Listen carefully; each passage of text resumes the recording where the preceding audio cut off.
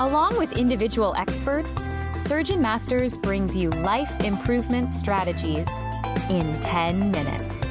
These proven principles and strategies are easy to learn and can be applied immediately, allowing you to practice your best.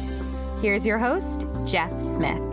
On this episode of the Surgeon Masters mini podcast, I have with me Lynn Bagdasian of Lynn Bagdasian Life Coaching, LLC. Welcome, Lynn. Thank you. Happy to be here. So, Lynn, I think you're a fellow IPEC graduate, and you've been coaching now and probably getting a lot of great experience. It's wonderful to have another coach on with us, and I think you wanted to share with us a message that you think is important. I do. Thank you. My message is practicing gratitude and how it can make life so much better. Yeah, tell us more. I'll share with you how it started for me.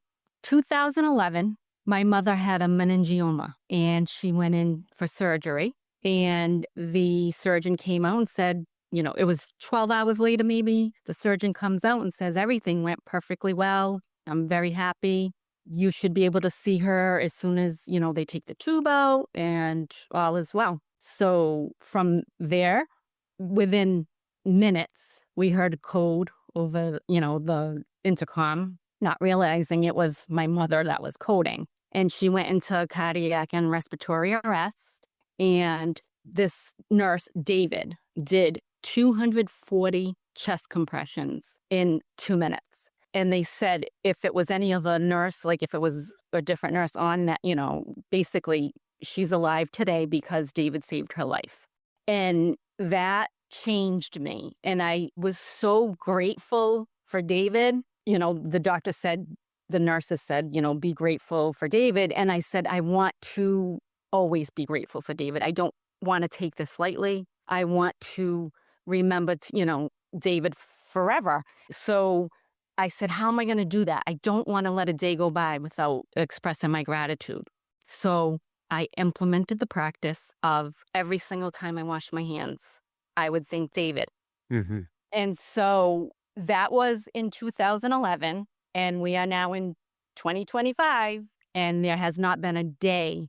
And it's not only when I wash my hands, but I know that it's every time I wash my hands. So there'll be other times throughout the day that, something will happen and I'll express my gratitude. I start my day off practicing gratitude. Since then, I've incorporated more gratitude into my daily life. And it really has been life-changing for me.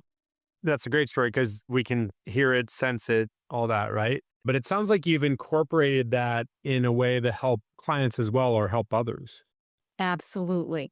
So the coach that I am, I actually lead well-being self-care workshops for women and teens during the week. And so with that, it's practicing mindfulness. And one part of mindfulness is gratitude, right? And, most people, gratitude is during Thanksgiving, right? It's like, okay, oh yes, I'm so thankful for everything during Thanksgiving.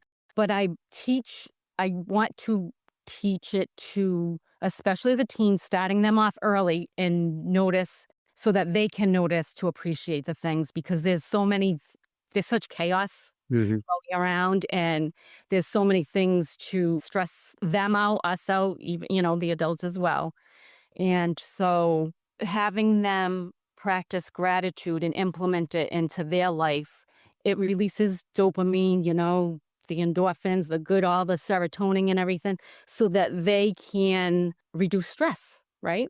It reduces stress. It makes them happy. Mm-hmm. And so it sounds like a regular practice of it, and it's kind of a dosing phenomenon. Yes.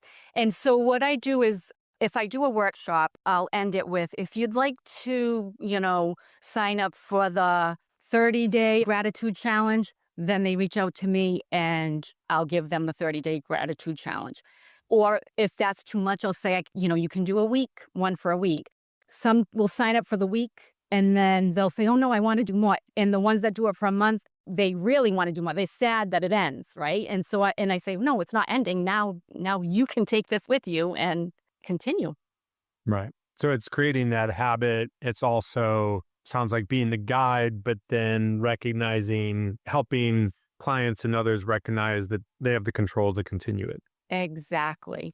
And then to add to that, like habit stacking, right? So that's another way to practice it, right? Habit stacking, something like I do the washing the hands, right? So every time you wash your hands, or so if something that you're going to do, brush your teeth. If you do it, so not only are you practicing gratitude, but you're being fully present in the moment. That's meditating. It's meditating without even knowing that you're meditating, right? Mhm. It's focusing, being fully present on what you're doing. And with that, rituals. So we have routine and we have rituals. I think it's Michael Steiner. He did a training on rituals. And that's something that you do every day, right? You make your coffee. Most people make their coffee, drink it, and they don't even realize that they're doing it, right? It's just, or the tea or whatever it is. But since I've turned that into a ritual, I make my coffee. I sit down, I focus on counting my blessings. So it's not a routine, it's a ritual. Nice. Our surgeon and physician audience, sometimes they already know that they have rituals and routines in other areas of life. Sometimes they have a difficult time recognizing that they have the capability of introducing it. You highlighted like they can habit stack, they can do other things that turn it into a ritual, right? Right. Tell us more about an example or two of some clients you've worked with where you've noticed it. Obviously, you've noticed it in kind of that workshop environment and offering that. Where else have you seen the benefits? Right. So one particular client came right to my thoughts. She took the 30-day challenge, right? But she's a one-on-one client of mine, but she also participated in the 30-day challenge. And she was one that was like, this can't be over and stuff. And the challenge itself includes remembering some things from childhood, right? Something you're grateful for childhood. And so just taking that moment to go back and have a happy memory that you can call, and it just brings back things that you never thought of, or, that you haven't thought of in years or whatever. So that's just another way. And then, so she took that, and she's a school teacher.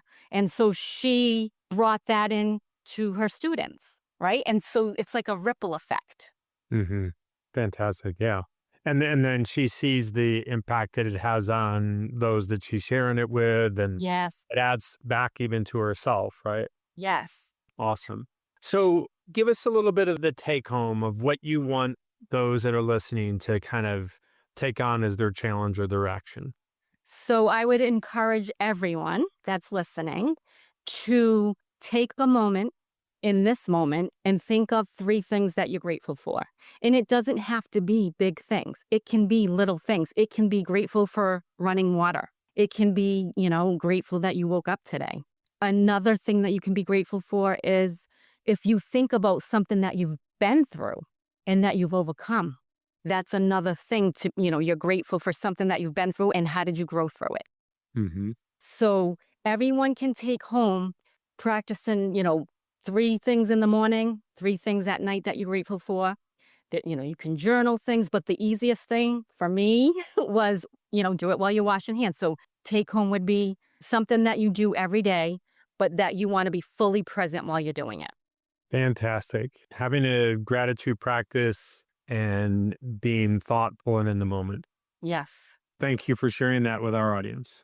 Of course. And if you want to take the 30-day or the 1-week gratitude challenge, please feel free to reach out to me and I'm happy to share. Thanks so much. There you have it. In less than 10 minutes, this is Jeff Smith along with Lynn Bagdasian. Until the next episode of Life Improvement Strategies for the Surgeon Who Wants More. Ciao. Now, take 10 minutes and put your plan into action to practice your best.